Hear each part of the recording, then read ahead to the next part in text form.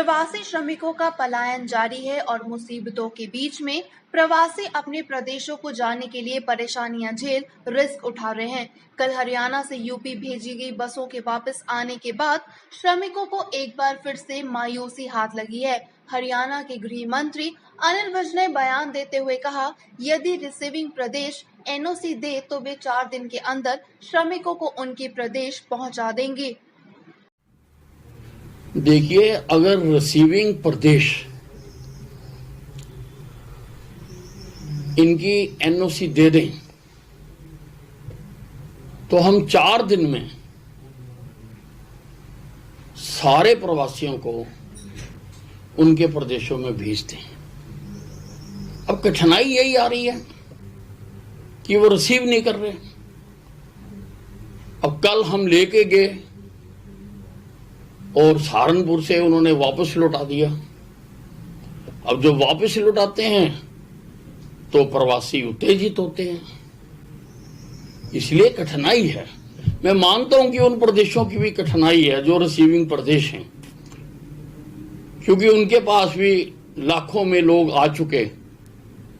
अब उन सारों को क्वारंटाइन करना, उनके टेस्ट करना, उनके भोजन की व्यवस्था करना, उनको उनके गंतव्य तक पहुंचाना, उनके लिए भी कठिनाई है और वो उसी के हिसाब से फिर एनओसी देते हैं। इसलिए दिक्कत तो है, लेकिन इसमें किसी भी प्रकार से धैर्य नहीं खोना चाहिए। और जिस जिस प्रदेश के ये प्रवासी हैं, एमएचए की गाइडलाइन के मुताबिक ये उन प्रदेशों की ही जिम्मेवारी है कि उनको संभाल के रखें, उनके भोजन पानी की व्यवस्था करें, दवाई की व्यवस्था करें और उनको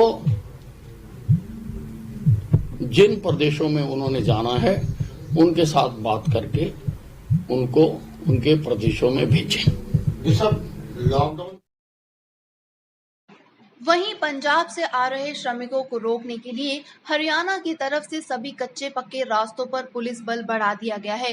जो भी कच्चे पक्के रास्तों से पंजाब से हरियाणा में आ रहा है और जिन रास्तों से श्रमिक हरियाणा में दाखिल हो रहे हैं, उन सभी रास्तों पर पुलिस तैनात कर दी गई है।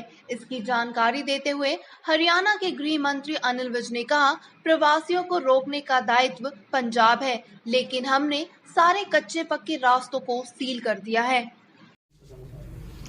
ये जो पंजाब से आ रहे हैं उनको वहां रोकने का दायित्व पंजाब सरकार का है और हमारे डीजीपी ने पंजाब के डीजीपी के साथ कई दौर की बातचीत की है कि आप इनको रोकिए वहीं पर।